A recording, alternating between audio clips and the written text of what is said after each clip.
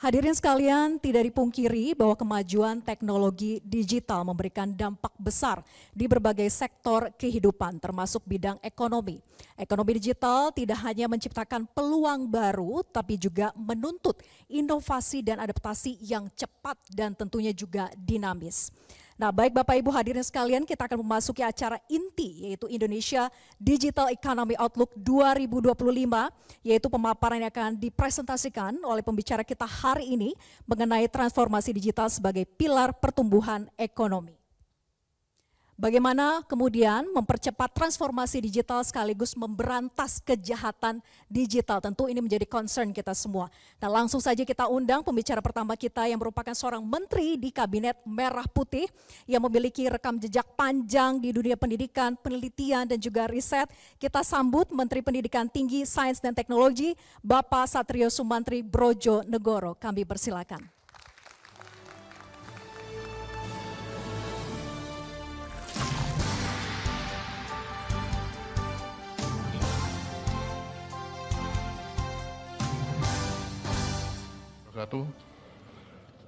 Shalom, Om Swastiastu, Namo Buddhaya, salam kebajikan, salam sejahtera untuk kita semua.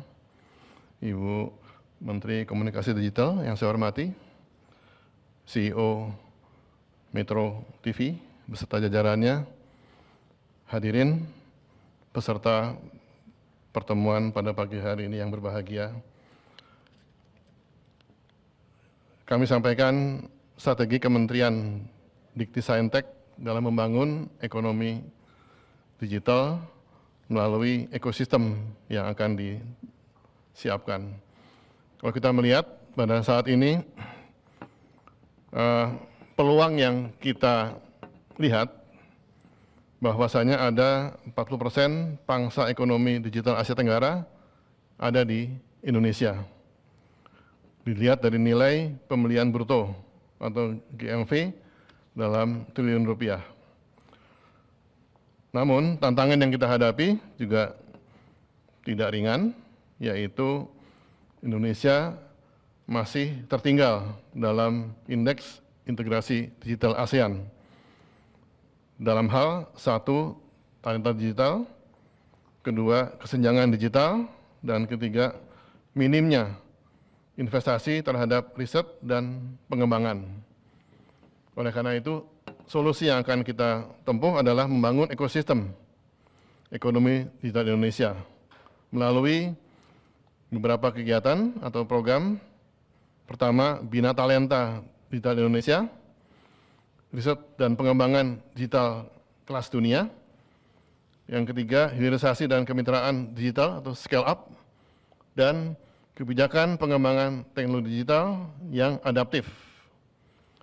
Untuk itu akan dikembangkan ekonomi digital Indonesia yang meliputi berbagai macam bidang, di antara ketahanan pangan, ekonomi kreatif, energi transisi, kesehatan, transportasi, material manufaktur, pendidikan, dan kota cerdas serta lingkungan hidup.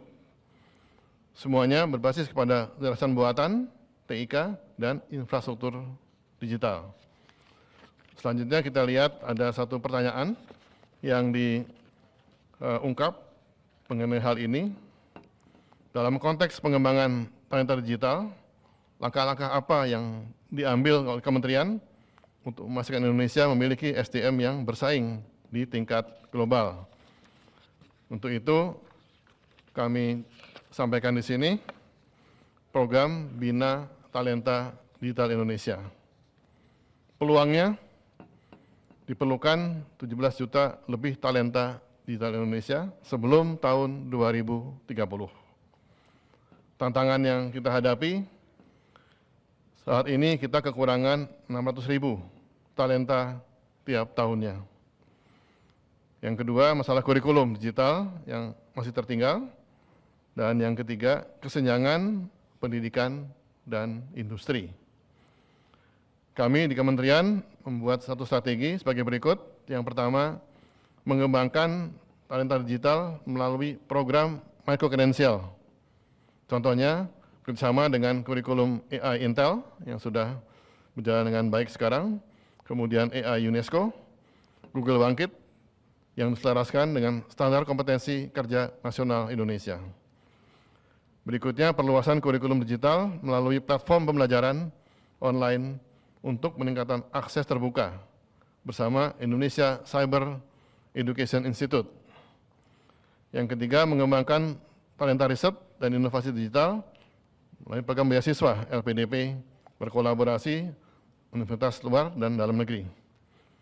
Pengembangan infrastruktur kawasan sains dan teknologi atau STP berorientasi digital, misalnya genomics yang sudah kita kembangkan juga, khususnya diantaranya ada yang dikerjakan di Humbang Hasudutan di Sumatera Utara, yang menjadi titik temu riset dan kebutuhan industri. Berikutnya, pengembangan pusat kecerdasan buatan kelas dunia melalui konsorsium perguruan tinggi untuk menarik minat talenta global dan investor asing. Pertanyaan kedua yang kami hadapi adalah bagaimana kementerian mendorong kolaborasi global dalam penelitian dan inovasi teknologi digital untuk meningkatkan daya saing nasional. Untuk itu, kami mempunyai program penguatan hilirisasi riset Kemdikti-Saintek berbasis masalah dan tantangan. Semula kita bikin riset umumnya berbasis kepada topik atau produk yang diinginkan, tapi sekarang kita berbasis kepada tantangan, challenge, atau problem. Ada 8 pilihan fokus bidang riset ke depan: pangan, energi terbarukan, kesehatan, masuk obat, transportasi, rekayasa keteknikan, pertahanan keamanan, kemaritiman, sosial humaniora, pendidikan, sains, seni budaya, serta bidang riset lainnya. Adapun yang kita tempuh paradigmanya adalah paradigma yang transformasional, menjadi fokus riset berbasis tantangan, challenge based, termasuk yang kompatibel juga dengan tantangan global. Kami tidak ingin sendiri, kami ingin yang kita kerjakan juga mempunyai satu dampak secara global. Ada beberapa isu di sini. Yang pertama, menjadi kecerdasan buatan AI, ICT, dan otomasi.